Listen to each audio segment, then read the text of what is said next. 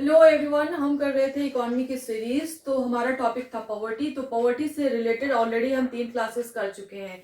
तो आज का टॉपिक है पॉवर्टी एलिवेशन प्रोग्राम्स, यानी गरीबी उन्मूलन कार्यक्रम। तो शुरू करते हैं। So we know that soon after the independence, India became a sovereign country but was deeply unsettled nation because it was facing so many challenges, including the violent partition which created widespread refugee crisis, then low industrial base, low literacy rate and wide spread poverty. तो जब India को आज़ादी मिली तो उस time India नया नया sovereign nation बना, लेकिन बहुत सारे चैलेंजेस, बहुत सारी प्रॉब्लम फेस कर रहा था। जैसे कि लो इंडस्ट्रियल बेस, इंडस्ट्रीज हमारी इतनी डेवलप्ड नहीं थी, देन लिटरेसी रेट बहुत कम था, वाइड स्प्रेड पॉवर्टी मतलब कि गरीबी बहुत बड़े पैमाने पे थी, बहुत बड़े लेवल पे गरीबी थी। Around 70 to 80% of population lived below poverty line. 70 से 80% जो पॉपुलेशन थी, हमारी जनता थी, बिलो पॉवर्टी लाइन थी, यानी बीपीएल या पॉवर्टी लाइन के नीचे रह रही थी। तो after the independence Indian government started implementing structural changes in the economy. तो स्ट्रक्चरल चेंजेस हमारी इंडियन गवर्नमेंट ने स्टार्ट किए। अगर हम अबॉलिशन ऑफ जमींदारी सिस्टम की बात करें तो it was one of the biggest structural change. ठीक, उसके बाद गवर्नमेंट ने 5 ईयर प्लान स्टार्ट किए। तो हर 5 ईयर प्लान का अपना कुछ ना कुछ ऑब्जेक्टिव था। तो जब हम 5 ईयर प्लान्स करेंगे तो उन सारे ऑब्जेक्टिव्स के बारे में डिटेल में बात करेंगे, बट यहाँ पे मेनली हम डील कर रहे हैं पॉवर्टी से। तो हम ये जानने की कोशिश करेंगे कि पॉवर्टी के लिए गवर्नमेंट ने इन 5 ईयर प्लान्स में क्या स्टेप लिए। तो अगर स्पेशली पॉवर्टी रिडक्शन की बात करें तो Indian government prioritize reduction of poverty from the 5th 5 year plan onwards. 5वीं पंचवर्षीय योजना से गवर्नमेंट ने पॉवर्टी रिडक्शन को ज़्यादा इंपॉर्टेंस देना स्टार्ट किया। और इस 5 ईयर प्लान में एक स्लोगन आया, गरीबी हटाओ या रिमूवल ऑफ पॉवर्टी। 5वीं पंचवर्षीय योजना में ये स्लोगन आया, रिमूवल ऑफ पॉवर्टी। तो इसी 5 ईयर प्लान में, इसी पंचवर्षीय योजना में सबसे पहला प्रोग्राम लॉन्च किया गया पॉवर्टी रिमूवल का। तो वो प्रोग्राम क्या था, बात करते हैं उस प्रोग्राम के बारे में। तो सबसे पहला प्रोग्राम जो आया पॉवर्टी एलिवेशन के लिए, गरीबी उन्मूलन के लिए, वो था integrated rural development program. Integrated rural development program या आईआरडीपी, ये आया था 1978-79 में। ये 5वीं पंचवर्षीय योजना 5th 5 ईयर प्लान के टाइम पीरियड में आया था।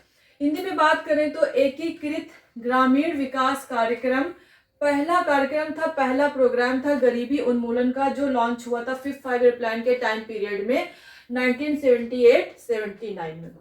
इसके ऑब्जेक्टिव की बात करते हैं कि इसका ऑब्जेक्टिव क्या था। तो to provide self employment opportunities to rural poor living below poverty line.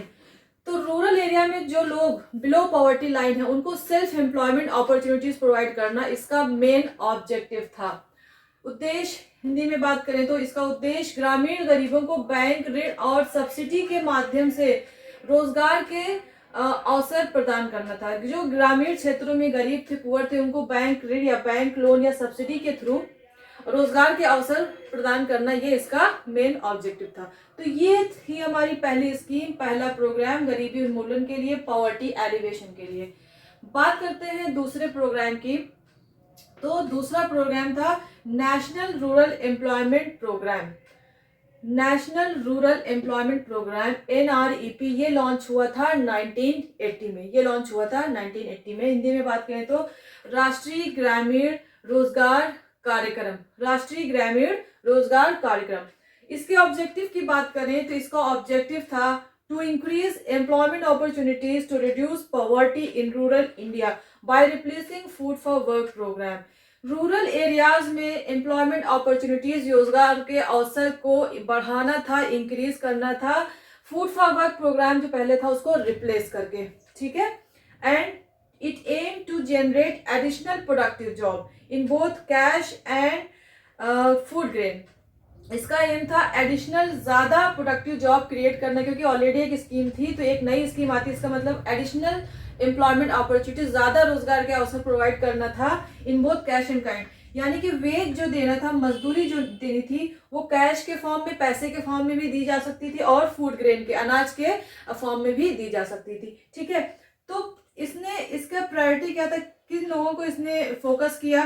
तो schedule caste, schedule tribe and landless labour, जो अनुसूचित जाति थी, अनुसूचित जनजाति थी और भूमिहीन मजदूर थे, उसको इस प्रोग्राम ने फोकस किया, यानी इन लोगों को मेनली फोकस करते हुए ये प्रोग्राम लाया गया। और अगर इसके ऑब्जेक्टिव की बात करें तो creating community assets like rural road, school and panchayat घर, रूरल इंफ्रास्ट्रक्चर को मजबूत बनाना था, राइट।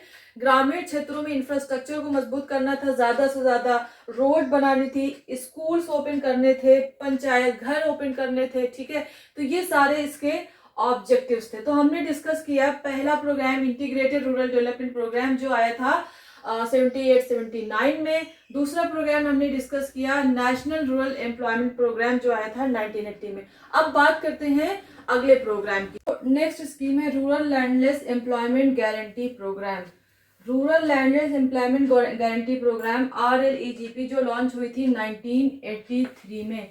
ग्रामीण भूमिहीन रोजगार गारंटी कार्यक्रम ये स्टार्ट किया गया था 1983 में। तो इसका ऑब्जेक्टिव क्या था? To provide at least 100 days employment to rural landless labour.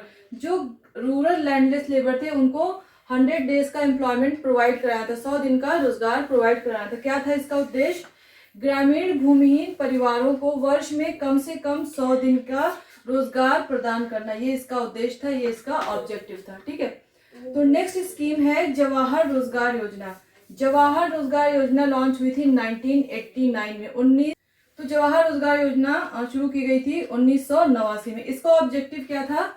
To merge NREP national rural employment program and rural landless employment guarantee program to provide more employment opportunities to rural people.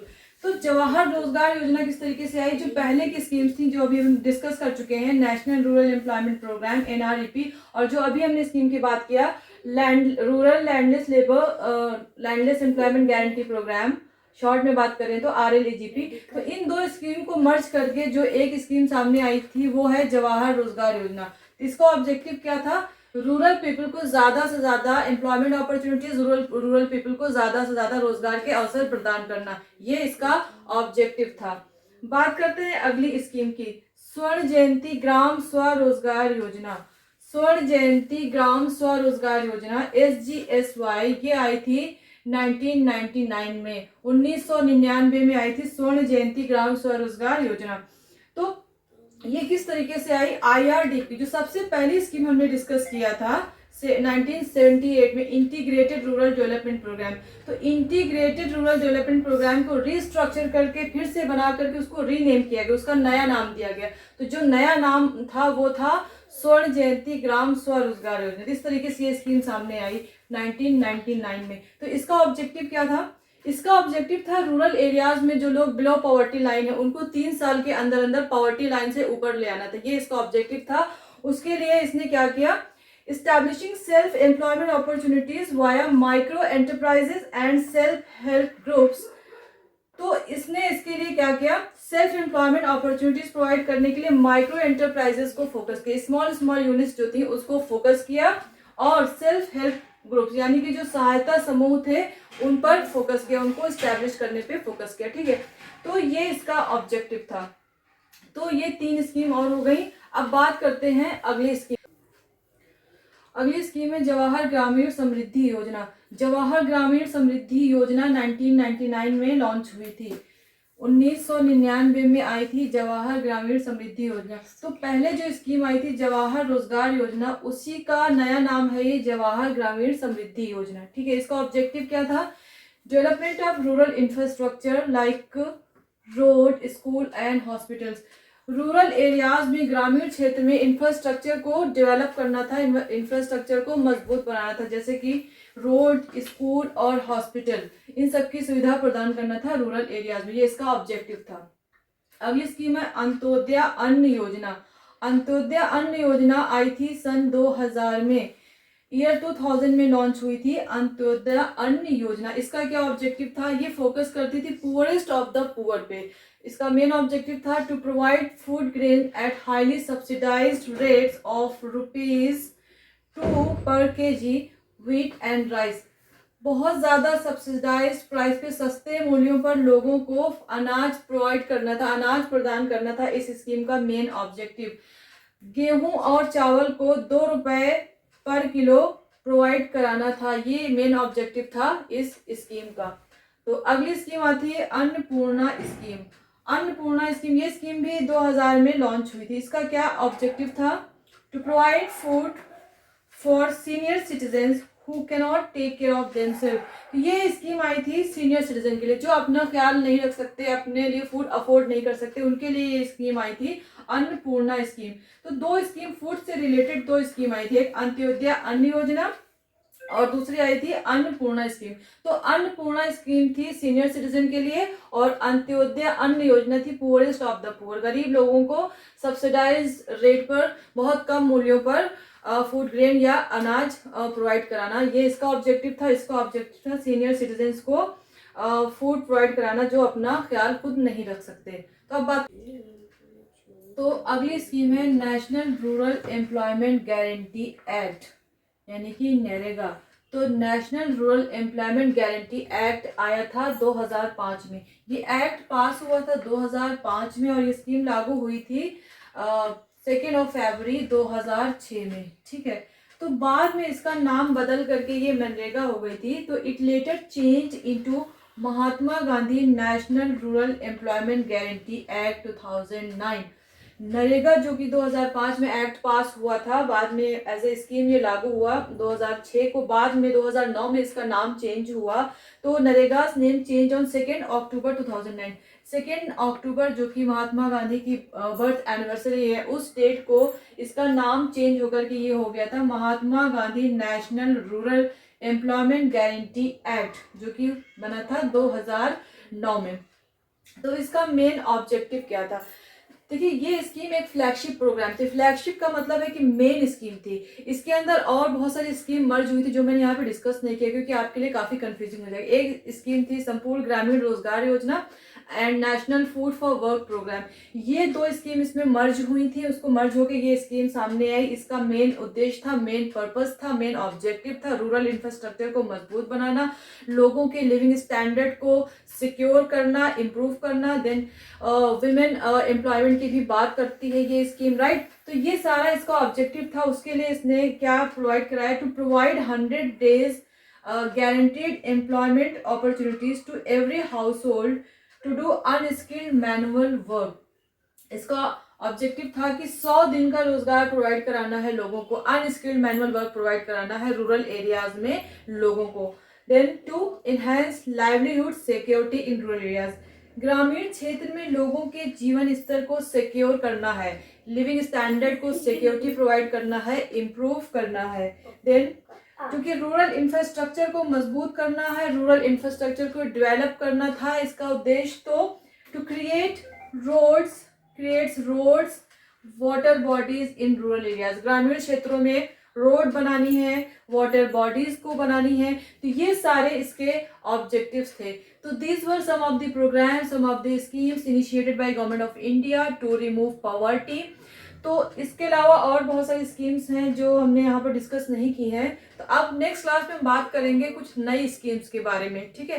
So that's all for today, thank you very much.